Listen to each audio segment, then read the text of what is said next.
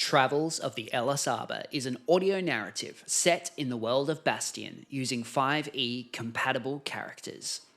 A dark fantasy world with chaos, intrigue, magic, and mystery. The story, setting, and sounds are written by Lonomy and published by lonomy.creative. Tune in for episode 6, Empty. The sounds of waters breaking upon the stone and the gentle whistle of winds throughout the dilapidated chapel. A resonating feeling of quiet relief. The abbey was wont for soft pillows and a warm hearth, but it was a more welcome sight than what the crew had been awarded thus far. Adeline, their host, took to her chambers with a bow, gesturing toward the lower alcoves as well as the upper floors. They would find rest and succor here, even if it were left wanting. With a nod, Darian took to the upper floors, both of his boots already taken off before he reached the top step. Carpathian was soon to follow, with more in tow. He had sustained some minor cuts and bruises, nothing that an errant crossbow bolt or a particularly garish cobblestone wound. The Myconid, utilizing his healing spores from his cap, began to knit the wounds and soften the bruises as he helped Carpathian remove his now twisted shackles. Both Edward and Nout were left on the ground floor to survey their new surroundings. The shortest of the crew, they had both found their journey through the beach and upon the stone steps quite arduous. Sore feet, throbbing toes, and aching shoulders from heaving their heavy belongings toward their now claimed sanctuary.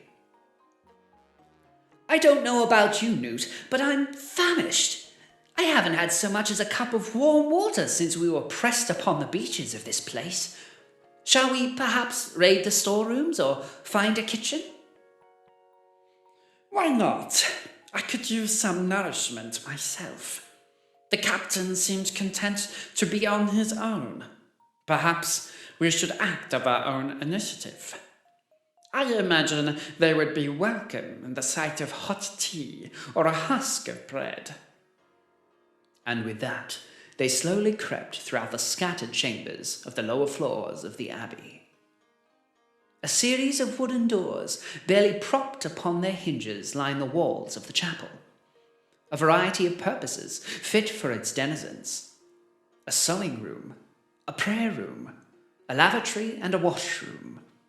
All locked tight, and with nary a peep of acolytes in sight.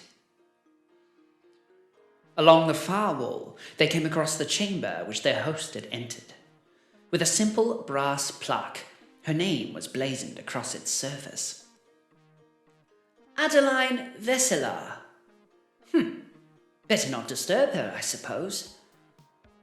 Ed continued to whisper as he looked upon each further door, hoping to find that which he craved, a spot of crust or a warm kettle, ready for his breakfast preparations. It was all he could do to stop his stomach from growling at every failed attempt to find the kitchens, until at long last, a long green finger pointed past his ear to the corner door on the western side of the chapel. As Nout radly pointed, a partially open door revealing a dim candlelit room and a series of wooden tables and stores. He could see baskets with soft cloth laid on top and what appeared to be a kettle simmering gently upon a stove. "You have an excellent sense of direction, my friend. At last!" Gleefully, Ed tumbled into the kitchen, his arms outstretched and his nose on the prowl. The door moaned on its hinges as he pressed inside. The tables lay covered with baskets and kitchenware, perhaps in preparation of some evening meal or stuffs that they had yet to be put away. The candlelight was just so that the shadows of the myriad of boxes and crates, likely filled with all manner of produce, revealed themselves in all their splendor. Though the light was wanting from a single candle stand, he could see that the faintest of coals of a fire lit the stove, and that the pot only need to be filled with water to prepare a delicious pot of tea. A renewed enthusiasm hit the young gunsmith as he set about opening baskets and turning over tins to find adequate sustenance for him and the crew. Though, to his dismay, all that was revealed were the shriveled husks of some apples, long ready to be turned to peat. The bread baskets revealed only crumbs and crusts of inedible proportions, and the tea stores had all but gone stale. Reservedly, he slumped into a stool against the middle workbench and pined for more of what he had hoped for. Though, punctuating the stillness of his deflated mumbling, the faintest of movement and the shifting of barrels made him jump at the first sound. Even amongst his busy search, he had not heard another make any kind of movement until then. The darkness of the room made it difficult to spy the far corner of the room where the sound had come from. His eyes now glued to the shadows, he quietly called for Nout to enter, hoping that his vision would be clearer in the dappled candlelight. But then, as if sourcelessly, a male voice began to creep from the darkness. A whisper at first, but growing steadily. Then it seemed to split, as if 2 or 3 voices now began to emanate from the darkness. A single word they spoke, no more, and in no rising chorus. Empty. Though Nout, with his excellent dark vision and keen instincts, bade Edward duck before the whispers could rise to a crescendo. He reached into his belt pouch and pulled 3 silver baubles, no bigger than a pebble. And with a wave of his hand, he enchanted the pebbles, and they rose with a hum of blue, glistening magic. A second wave of his open hand, and the arcane bullets sailed through the open air, whistling as they went. 1, 2, and 3, they sunk into the shroud of darkness. And with a wet thud, the sound of breath being pushed out of lungs. The voices began to hush, and the room fell silent once more. Nothing but the dim, dancing lights now awaited them. A pang of sharp fear gripped Ed as he watched this display occur. His breath quickened, and his hand began to quiver. He wouldn't be able to reach for his gun should a fight break out. Quietly, Nout made his way to the gunsmith, placing a hand on his shoulder. And with a firm tug, he bade Ed stay quiet and breathe slowly.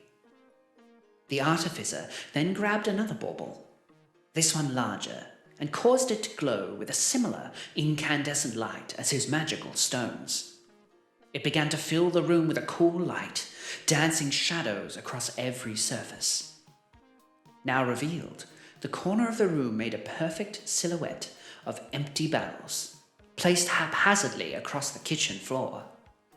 With poise, Nout crept toward the darkened corner, scouring for any clue as to the source of the noise. And to his displeasure, he found it. Piled and sitting still in the very corner of the kitchen, hidden behind barrels long bereft of contents. The now lifeless, engorged forms of 3 sewer rats now slumped against the wall.